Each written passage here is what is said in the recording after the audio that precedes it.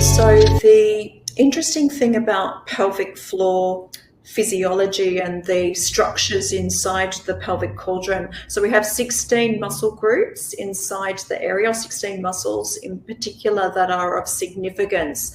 And when we go through trauma, and this has been well documented and researched, if we go through a trauma, our structural physiological relationship with our nervous system changes in that tissue, and the tissue physiology will store the trauma in the form of either a more rigid or recalcitrant tissue type, or even a tissue type that's gone to sleep. And when we actually so it will absolutely change the physiology of the like body. What you're saying about the Holy Spirit is that it is this, you know, maybe for some people who have never ever come into this opportunity, understanding where they can get their discernment from, how they can heal themselves, how they can connect back in when something is really bad. So is the Holy Spirit a person?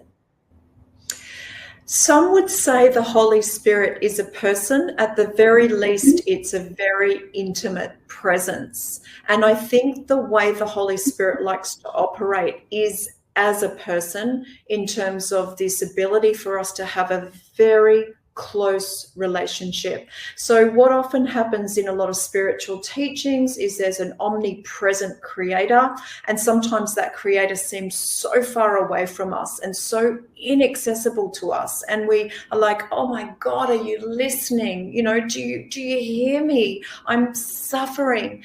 But the Holy Spirit is literally a friend in the closest intimate way, who does not abandon you, even if you have to confess some of your darkest and deepest shames, which is what I hear in my clinic all the time, is shameful stories about pelvic health, sexual health, things that people have done and experienced that they might be thinking, I cannot tell another soul. I cannot actually experience the humiliation and shame of this, but I also don't feel I can connect. Well, the Holy Spirit is here to love us and not abandon us, no matter how broken, traumatized, difficult. No matter what we've done. My name is Terri Messenger, and I am Hey, and welcome to Terri Messenger's Genius Zone.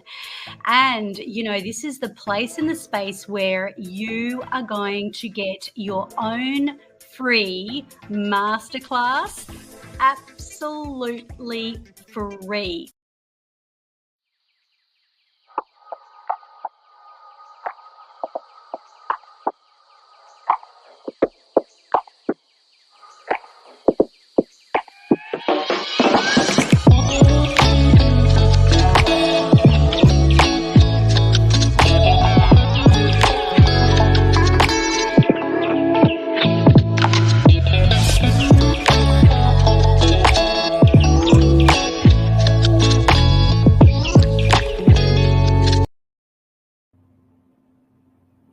Hello. Well, welcome to this week's Genius Zone. And boy, have we got a treat for you. Ladies, have you ever wondered about your body and the way that it changes through menopause, and the way that you may go into what you believe is a menopausal phase where suddenly your whole sexuality switches off? I know a lot of ladies have come to me about this. However, I have a woman who knows so deeply on this powerful and profound topic. She is not only a pelvic health coach for women's sexuality, bringing that sexy back into menopause, but she is a physiotherapist, she is an author, she is a keynote speaker. She is the woman that is about to really come up with some confronting subjects that you may have been hiding for a very long time. So she has brought that sexy back into people's relationships. She has been able to help women reclaim their sensuality and divine connection. And guess what? She has a supernatural ability to help you to tap into your supernatural power through the Holy Spirit. So with no further ado, I bring on the wonderful, the brave, and the incredible Lisa Fitzpatrick. How are you today, Lisa? I'm really excited. Thanks, Terri. That is so good, because I am too. So we are about to broach a very, very brave subject, because a lot of women don't want to talk about this. This is kind of like swept under the carpet. But let's start from the very beginning, okay? Because along the lines here, we are going to bring into it one of the divine spiritual, aspects that you know very well about, and I know very well about too. That is like the secret ingredient of the Holy Spirit. Now, I'm going to ask you to describe firstly, for people that may not even know what the Holy Spirit is, I'm going to get you to open that up so we can firstly talk about something that you're going to bring into the topic as a supernatural power. Mm-hmm. Mm-hmm. Well, the very first thing is thank you so much for letting me have this conversation so openly, because I believe that every single one of us has the capacity to understand the Holy Spirit better if we are not seeing it as something separated from ourselves. So the Holy Spirit is a very gentle, nourishing, unable to be manipulated aspect of our existence and of our being that we are able to invite into our lives to assist us as humans. And the interesting thing about the Holy Spirit is that the Holy Spirit wants to tend to us and befriend us and support us in our times of need and in our times of brokenness. And it does not require us to be perfect and put together and polished. It doesn't require us to know what to say. It accepts us unconditionally. But the important thing for us to realize is that it's never going to invite itself in. So there might be parts of us that secretly feel ashamed of our brokenness. We might feel as though we're not necessarily showing up in our life to our full potential. We might be harboring fear and anxieties and depression and traumas. And we might also be getting to a point where we've tried a lot of therapies and a lot of things that haven't worked for us in our lives, yeah? And the Holy Spirit is one of those aspects to our existence that has the potential to befriend and support any person, no matter what the depth and the breadth of your trauma actually is. The prerequisite for us to actually have the relationship that we need to foster and support and tend to, in order to create a connection to the Holy Spirit that really changes things in our world, is one of deep, deep intimacy. So what is required for intimacy is for us to invite the Holy Spirit in fully, is for our ability to actually stop, slow everything down, be in a place of stillness so that we can actually hear the Holy Spirit as a intimate relationship. It's a voice that we can really only hear if we are in the stillness of our own presence. And the reason why a lot of us have not been able to create a deep, intimate relationship with this particular supernatural aspect of our being is because we haven't stopped. We haven't been quiet with ourselves. We've been busy distracting ourselves with so many things. We've been looking outside ourselves for a lot of answers. And I believe every single person on the planet can actually have a very close relationship with this aspect that is so loving and so nourishing and so kind that it can pretty much support us through all of life's absolute challenges. And we know that the planet is in a bit of a mess right now, and the more help, the better, right?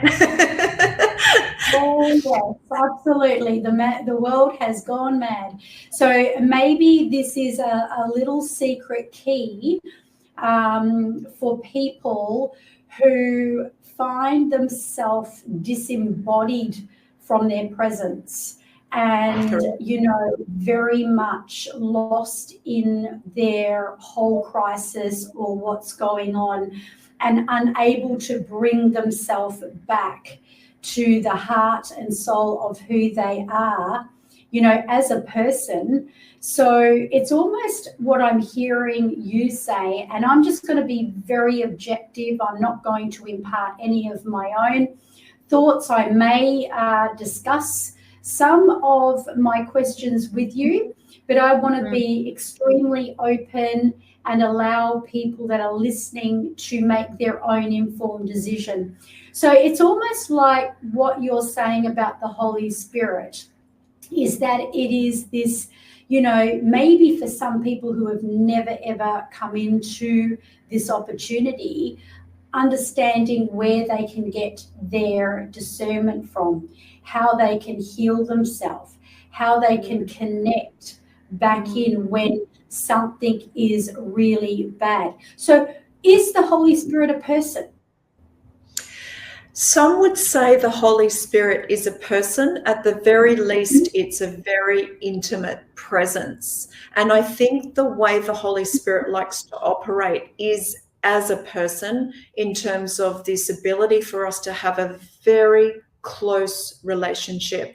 So what often happens in a lot of spiritual teachings is there's an omnipresent creator, and sometimes that creator seems so far away from us and so inaccessible to us, and we are like, oh my God, are you listening? You know, do you hear me? I'm suffering.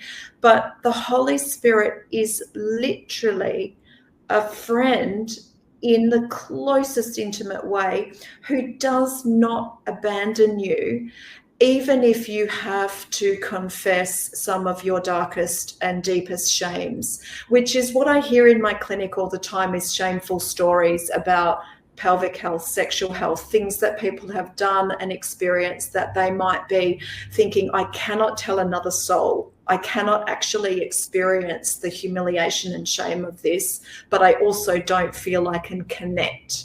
Well, the Holy Spirit is here to love us and not abandon us, no matter how broken, traumatized, difficult. No matter what we've done. Yeah. So a question on that, because, you know, I'm sure that there are women out there suffering, and even men who love their women. Knowing this can be very, very empowering. So take a woman, for example, who is going through a bit of a crisis in their sexuality, you know, through menopause, and maybe they're coming into having problems, because it is a real life problem that women actually almost revert back to, you know, before they had hormones as a child. So they might feel that sex is painful, or, you know, these things that nobody ever wants to talk about.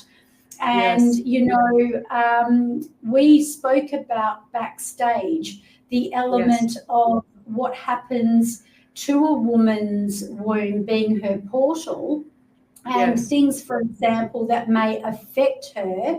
So, for example, you raised the topic on termination. So, and we are not giving any opinions on right or wrong here. So, just as a disclaimer. So, because we want people that are listening to this to know that the Holy Spirit is unconditional. So, it doesn't matter what you've been through. And it doesn't matter what has happened to you. There is no shame from and with the Holy Spirit.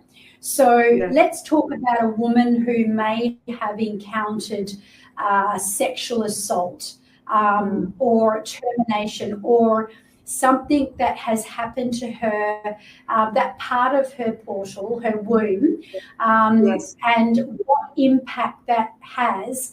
And obviously, because you are a physio and you do actually do the pelvic examination, what have you found?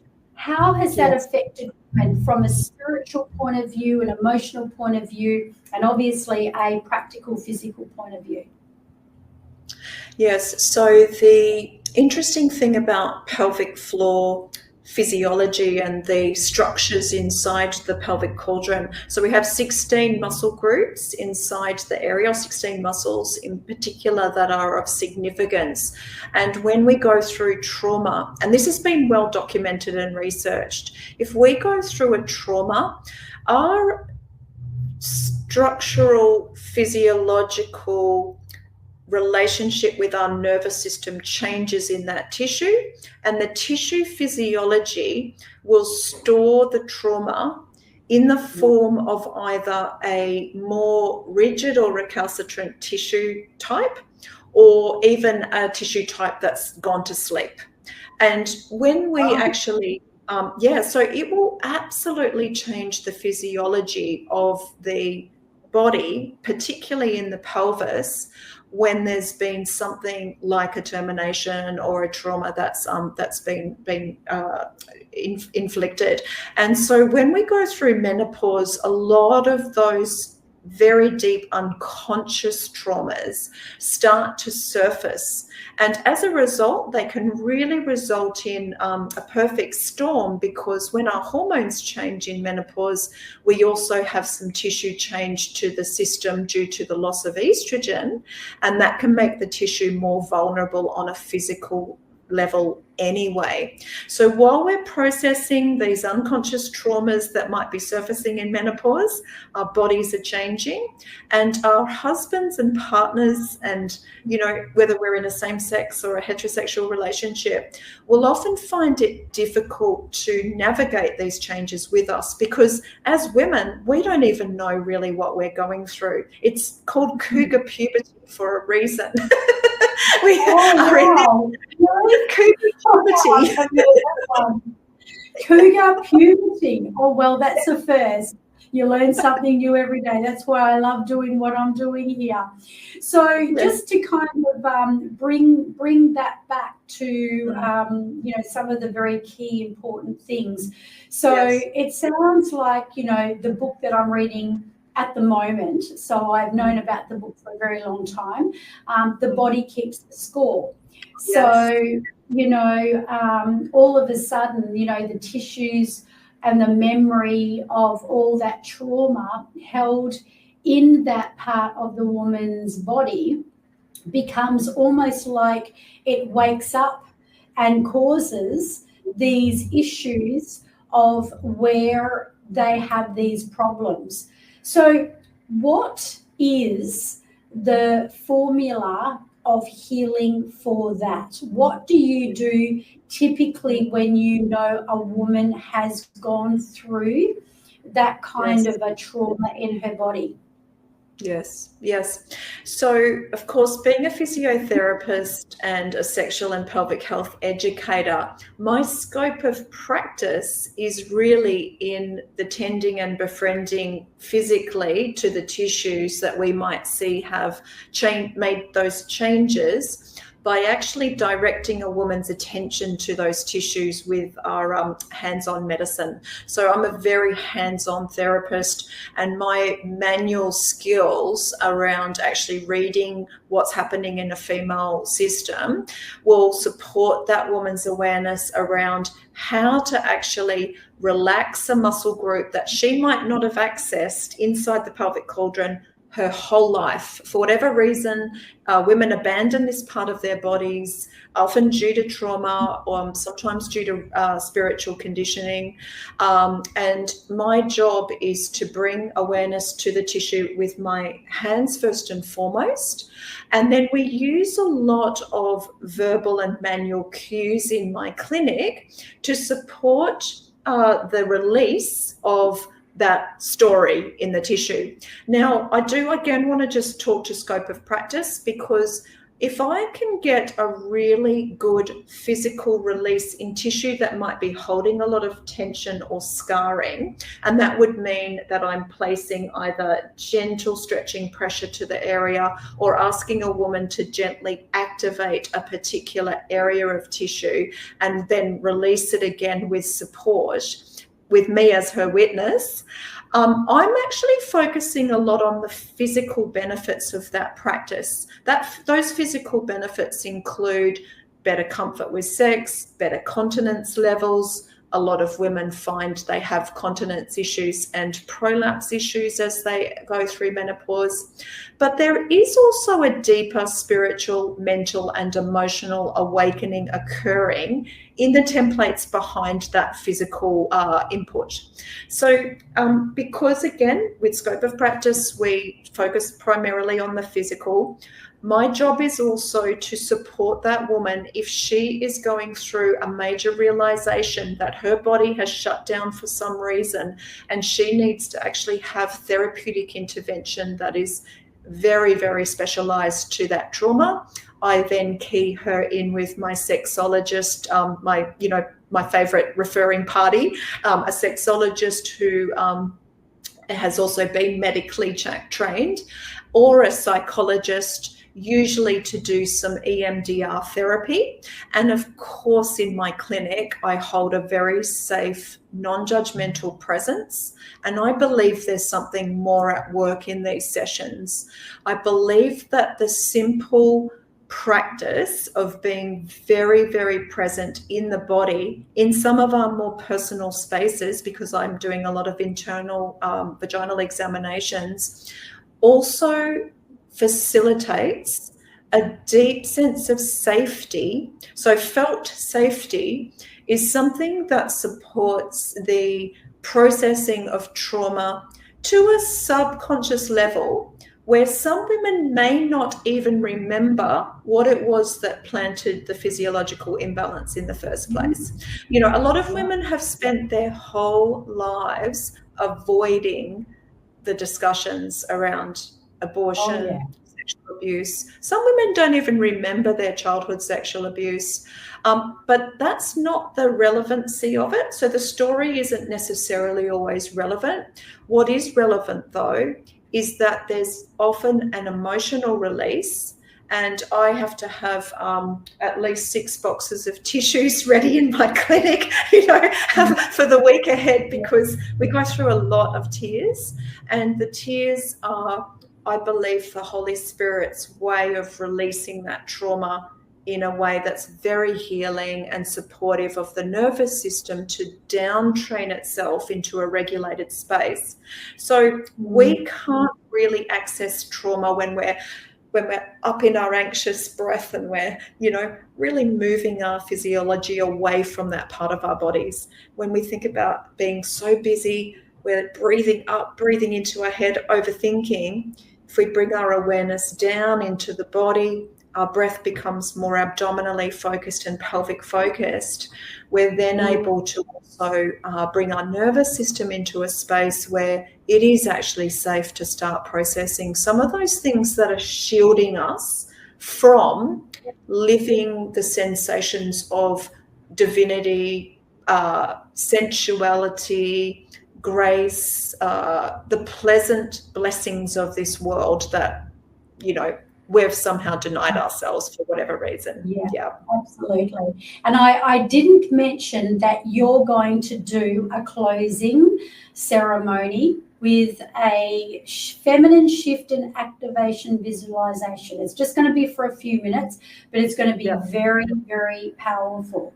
So ladies, if you feel, and even men, I believe it's going to be very empowering for you to understand about, you know, if your partner is going through these kinds of elements, that, you know, you can be all the more empowered by understanding and knowing that there is literally, no pun intended, light at the end of the tunnel, so to speak.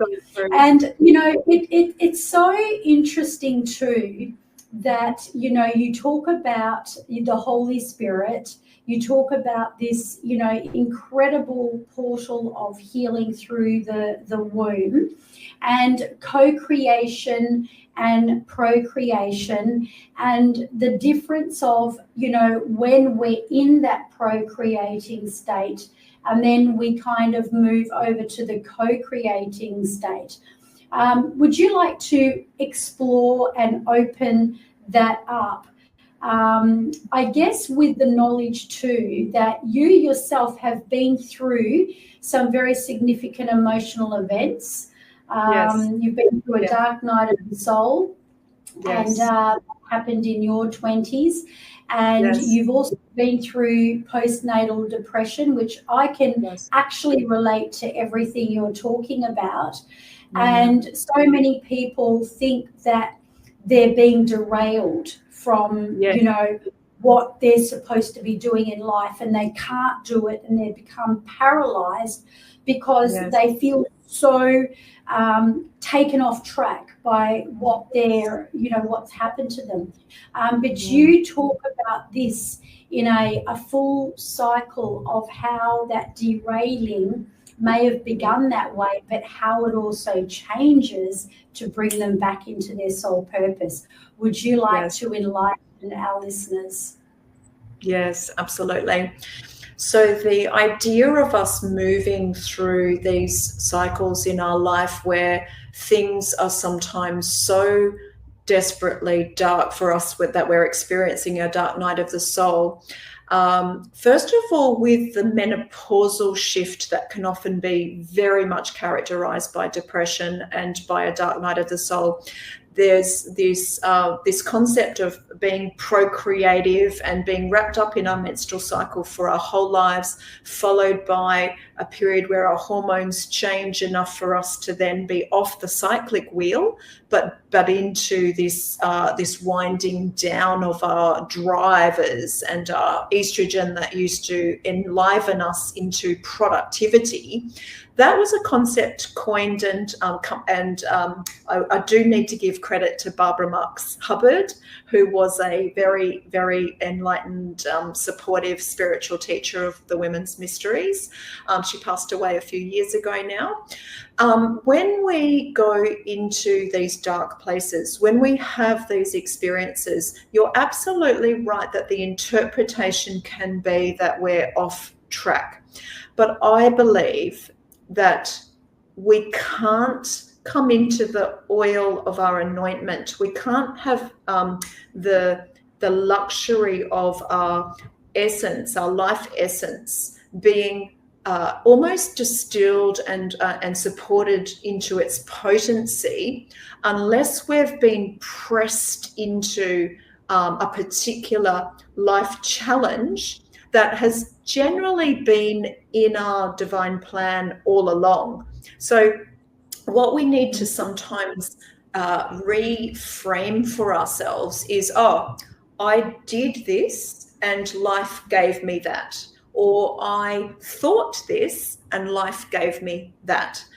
The truth, I believe, is that we have a plan that has actually been known to the Holy Spirit and to the divine creator all along. That plan is quite a gloriously wonderful one. But when we see these isolated life events and we personalize the fact that they're showing us that we're off track somehow, what we're missing is that there's always a blessing inside that particular dark night, that literally if we go deep enough, that deep dive allows us to go into some unconscious traumas and some unconscious aspects of our selfhood that we need to find in order to bring back the oil of our anointment in a more potent form. So when we can't actually bring that oil into its fullest potency unless it's been pressed like a rose petal, and we know, rose oil's very exquisite, expensive oil. It needs to be crushed down. Pride, distraction, perhaps lack of our insight, a lot of things that humans have that derail their ability to be humble, their ability to receive the messages of the Spirit. That is where we don't realize we're looking for all of these answers, not realizing that it's basically attempting to reach us. It's attempting to send its messaging to us through these experiences. And those experiences have been set out for us before we even took our human form. It was a contract we decided to embark on. And those soul contracts, those covenants that we've agreed to, we can go into them kicking and screaming. We can go into them going, oh, poor me. Self-pity was my specialty. Self-pity was a really big one for me. Actually, self-pity takes us so far away from the powerful gratitude and grace of that experience. Mm-hmm. And I'm not saying we can't be superhuman in the sense that, of course, we're going to have feelings about things. We're going to go through grief. We're going to shed tears. But those tears are actually, each tear that we shed is being witnessed as a way for the divinity to press into us and continuously soften us and guide us.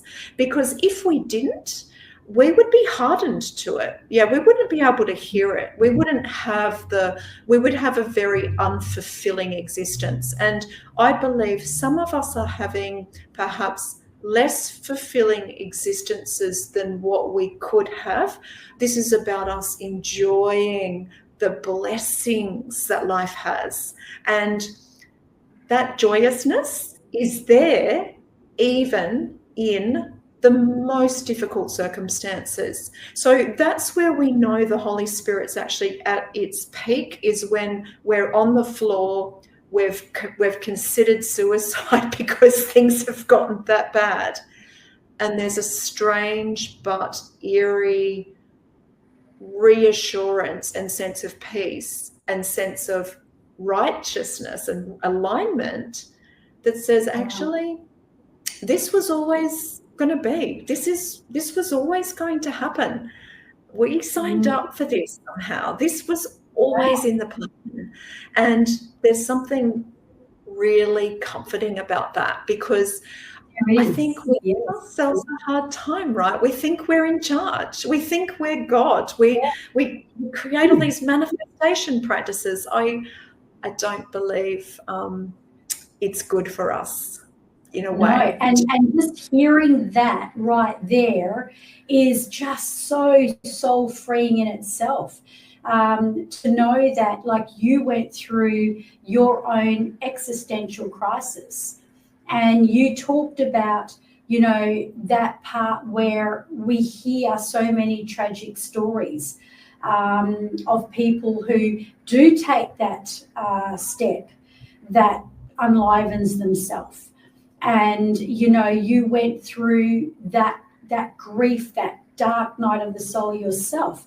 Do you feel that if people come to know the awareness, for people that are loved ones and they've lost, it's kind of comforting to know that, that was their path and that was their, and because so many people blame themselves, if something's bad happens to a loved one or to themselves, they'll look internally to blame and connect themselves to it. Where I can see that from that point of view, it's very much, well, this is their path, not yours. And then for people that obviously come to understand, say, for example, which is a question, by the way, the Holy Spirit, and they are in that, very dark place. You believe them coming into that knowledge of something far bigger and greater can actually change things and turn things around? I do, but there's a really important part of this that I didn't get until a year ago when I had my third major life crisis, and I couldn't help but ask the question, why? What aren't I getting? What aren't I understanding about this? I feel like I'm a good person. I feel like I try to do all the right things. I try to help people, and still my partner leaves me in my year of menopause, and he runs off with a 32-year-old, and I'm like, there's something I'm not getting right about this life, and I need to know, because I'm losing hope that at the age of 52 I'm ever going to get it. And if this is what my life looks like, I just don't really think I'm that happy. I'm living for everyone else. I'm living for my sons and my family, but I'm not really here to do anything in particular, and that's it for me. I'm a lost cause. That's really where I was a year ago in this heartbreak. And just a year ago. A year ago. Wow. Yeah, it's been 13 months this month. Wow, that's very fresh. Yeah, it was a huge turnaround because of this one thing, which I believe was the difference, and that was that I had not completely surrendered everything. Like, I still, in every part of my life, I was still praying for things to go my way. I was still praying for this to happen, for that to happen, for him to come back, for him not to leave me, whatever. I wanted to push my will force energy over the life force energy that was going to give me all the blessings. And I wanted to know better than what the Holy Spirit wanted for me. I wanted to know better than the Holy Spirit. I wanted to superimpose my will force energy on that current of life. And I was trying to and push, and I was like exhausted, and I wondered, why am I continuously feeling tired? And until I got on my knees and I literally said, okay, you can have it all. I'm yours. I'm yours. I am fully yours. I don't want to have anything for me. I want this to be for us to relate. You are my one and only source of guidance. What the world has conditioned me to want, I no longer want. I don't care if I'm poor and homeless. You do with me what you need to do. I'm a piece of clay right now. I'm mud. I'm dust. And everything started to change. And It felt like, for me, I have been given the biggest gift, that it would be almost criminal. It would be not right to not share that particular part of the journey, which is where we can be so broken, but there's still a little part of us that doesn't want to give that last little part away. It could be shame that's stopping us from wanting to be seen by this intimate friendship with divinity, because some of us have been brought up to believe that divinity doesn't like the dark parts of us. And, we've been taught to be ashamed of aspects that, in a way, if we were just to be like, I'm going to have the best friend I've ever had in this relationship with divinity, and I'm going to tell divinity everything about myself. I'm going to tell divinity that I haven't wanted to be here. I haven't wanted to admit that to my relationship with the Holy Spirit before, and I'm going to just I'm just going to lay it out every day. We're going to have conversations about this. Yeah. And I'm not going to either. I'm also not going to have an agenda where I'm hoping to get something out of this. This isn't what I'm doing. I'm surrendering myself as a portal or a vessel, and that vessel is completely empty. And I think in the emptiness, that's what scares people the most, is in the emptiness. It's a void that people spend their whole life avoiding, not realizing that they're actually avoiding the blessings. Yeah. Interesting. That's very interesting, because in one of the techniques that I practice, we go back to that void. We go back to before time. We go back to before ancestral lineage, and we go back into a space and a place of absolute nothingness, where there is nothing but love and light. And, and then it becomes everything, because there is no meaning, there's no judge, there's no anything. So it's interesting you talk about that. And that kind of leads me to, just sort of prefacing this with, backstage, I asked you the question, is the Holy Spirit a man or a woman? And I thought for Christians that could be a really clickbait kind of a title, Yeah. And, what you did say, which made so much sense to me, it's a bit like going back to the void again, going back to that nothingness, and that is that there's no gender. So, because then that would be limiting, I guess. So when you answered that, I thought, well, it makes sense. No matter, even if I did believe it was a male or a man, and it came from Jesus, and Jesus historically was a man, the simple fact is that we are placing a limit by saying the Holy Spirit is a man. So you talk about it in a non-gendered, and you also talk about the pranic life force energy and the breath behind the breath. Maybe we can, I know you'll be bringing this into maybe the meditation we're going to do, but can you talk about how the Holy Spirit becomes that limitless midwife, shepherd, and ability to be limitlessly rebirthing us? Yes, and that's an interesting, and that's a beautiful question too, about how it becomes a limitless part of us, because that's also where our humility as humans is so important.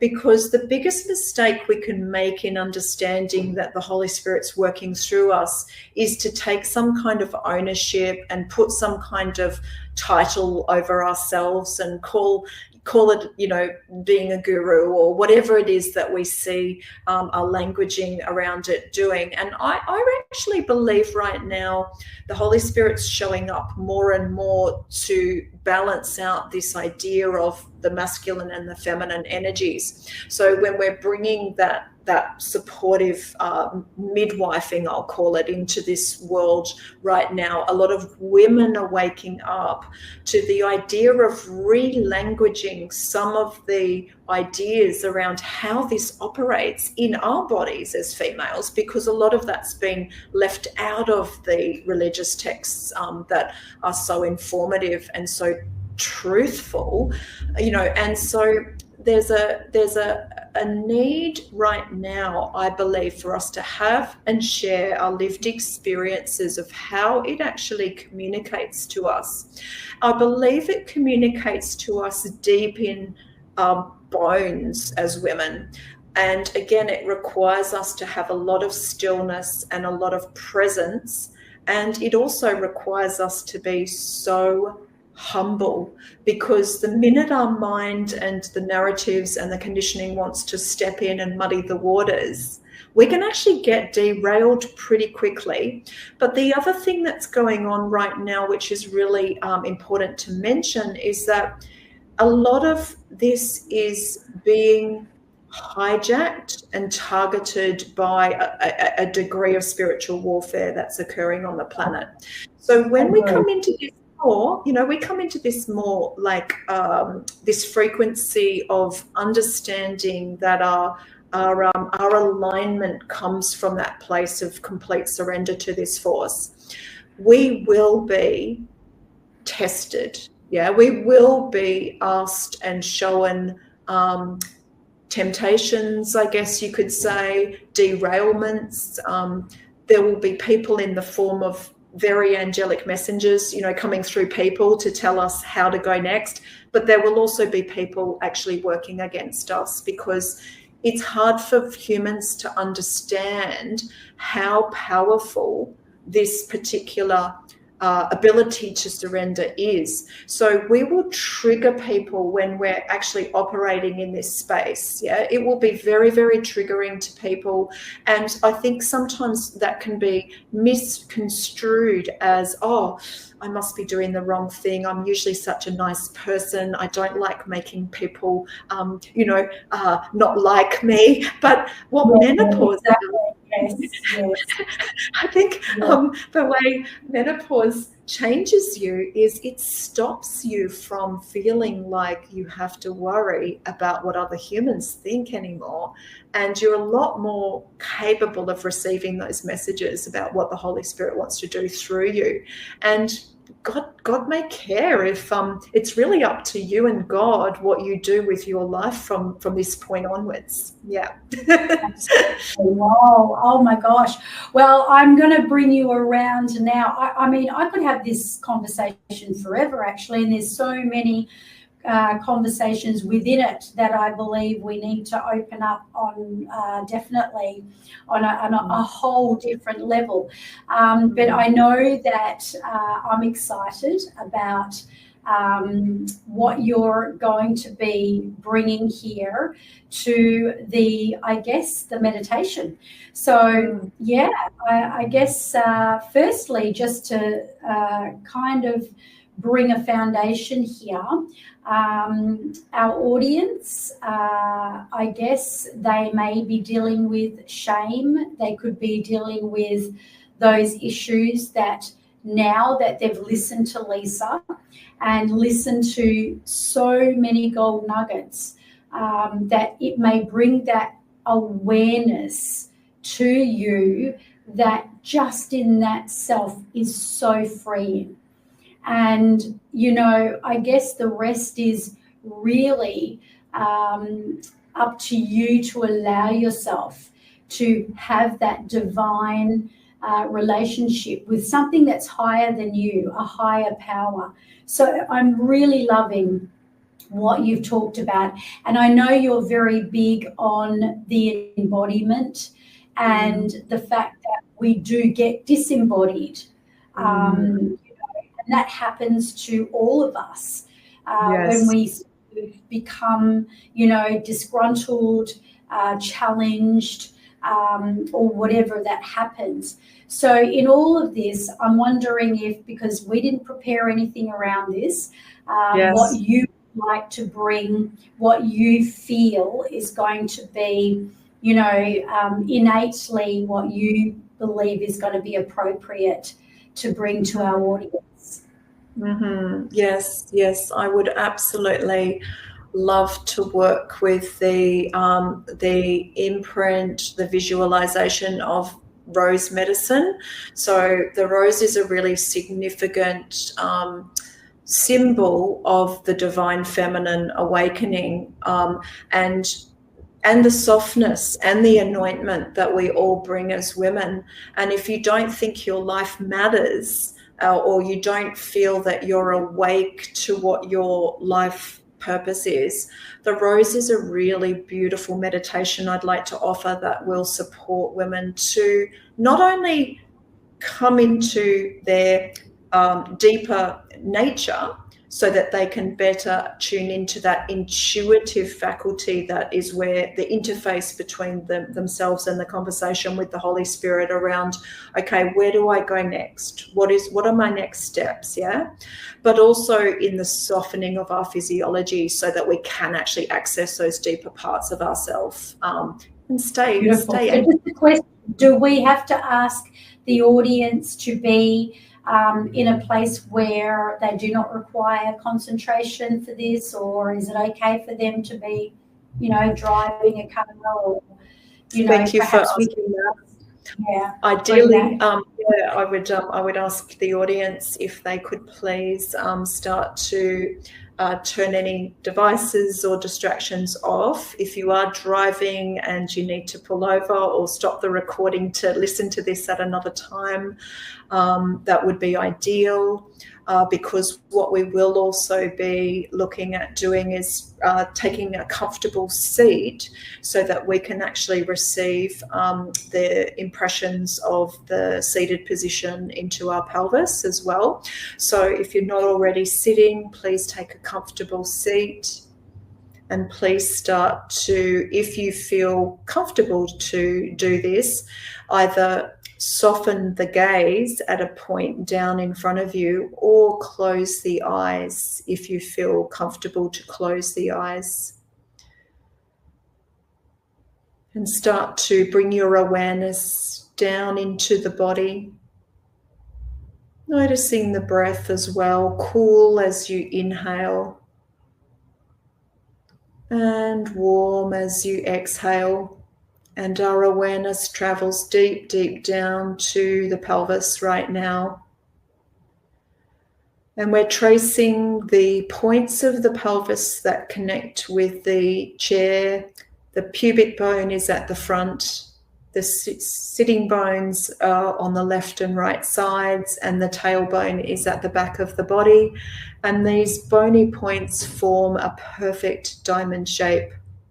We're tracing that diamond shape with our mind's eye, and we're allowing the breath to travel all the way down to this diamond shape known as our perineal diamond. And in the center of the diamond, we rest our awareness, and it's a visual awareness where we place the symbol of the red rose.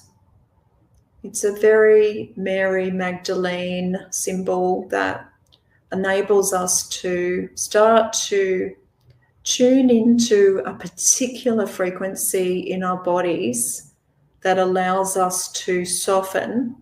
And what we're going to do right now with the rose is we're going to train the rose to open completely on our inhalation, so that on the inhalation of the breath, we're noticing the petals of the rose softening and opening in our mind's eye.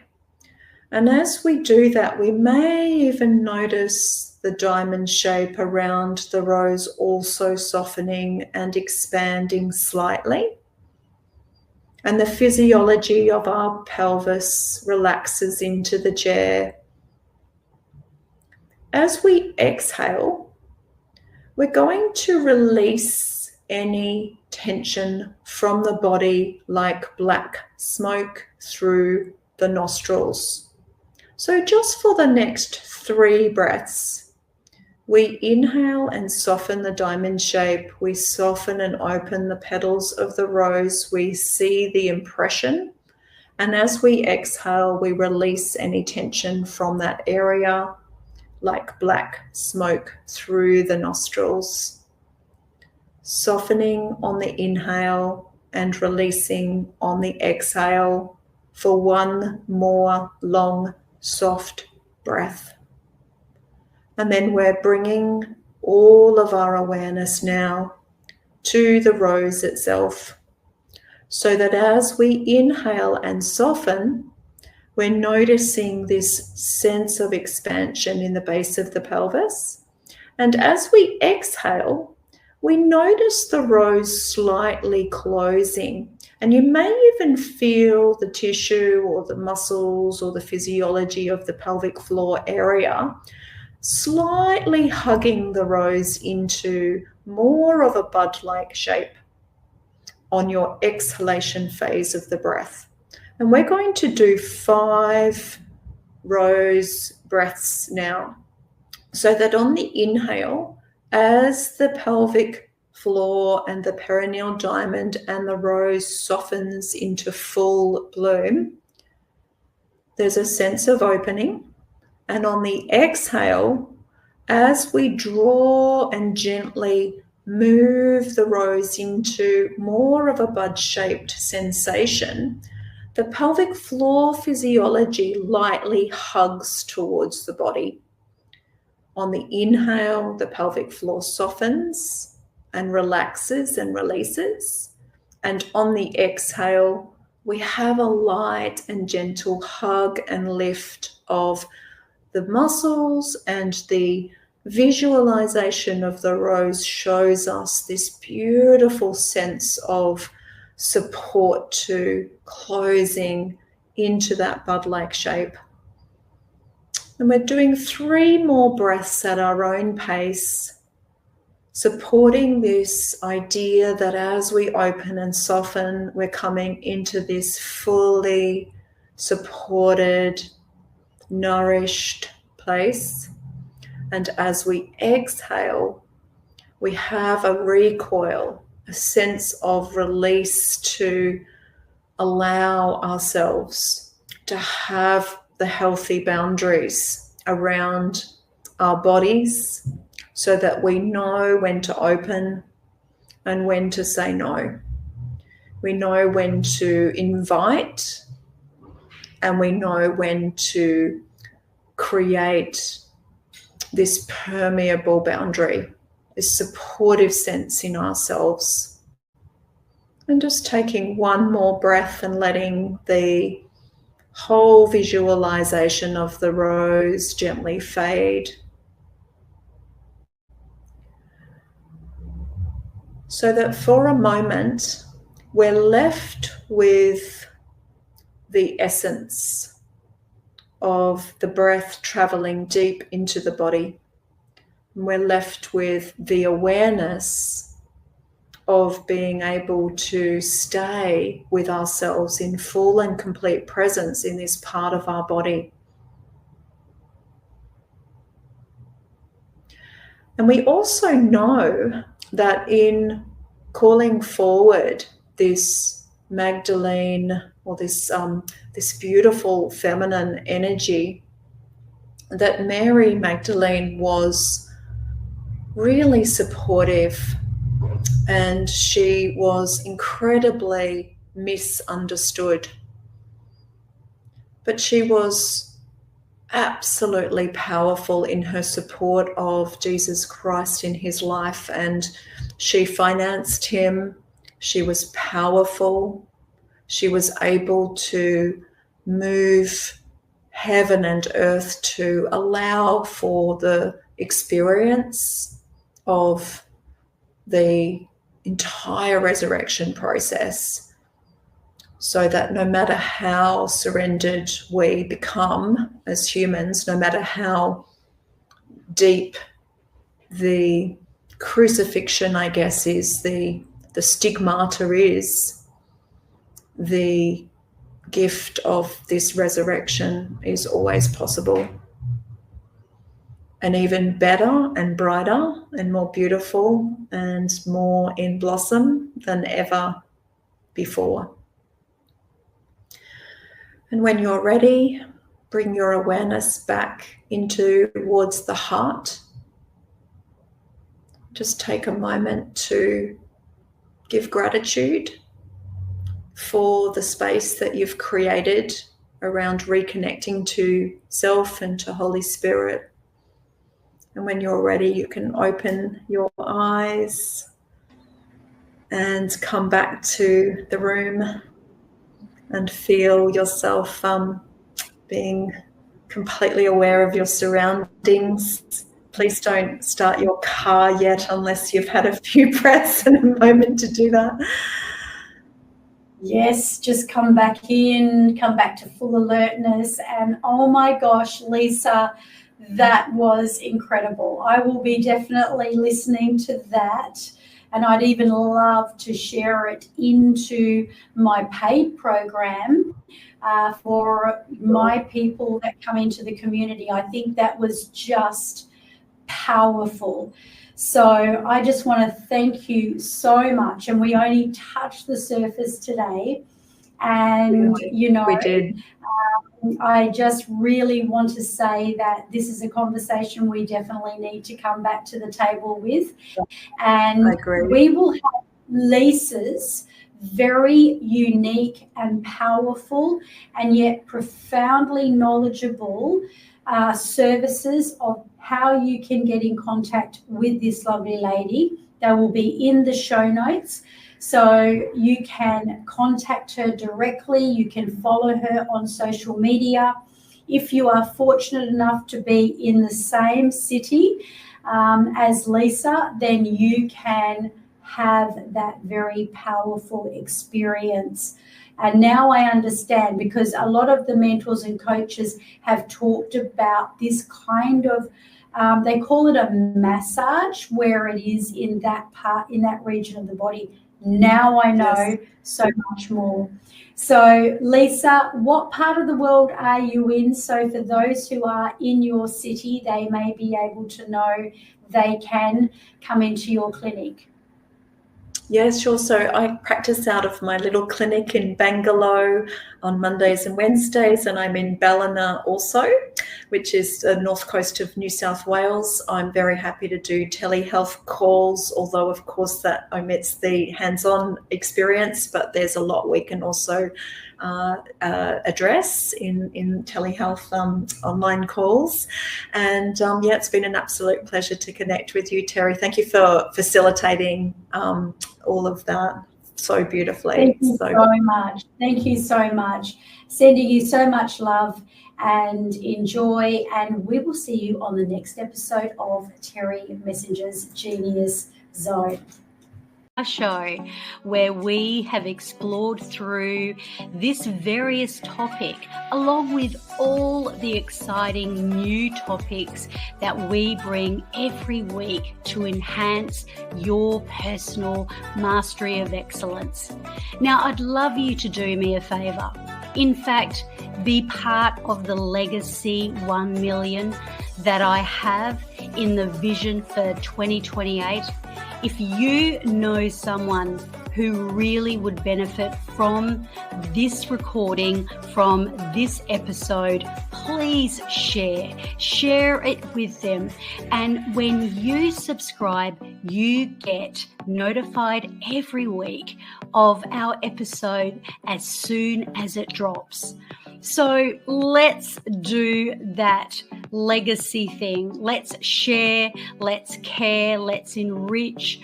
And I look forward to bringing you another week of the most enriching content. So until next time, stay inspired, stay awesome, and keep on mastering your excellence.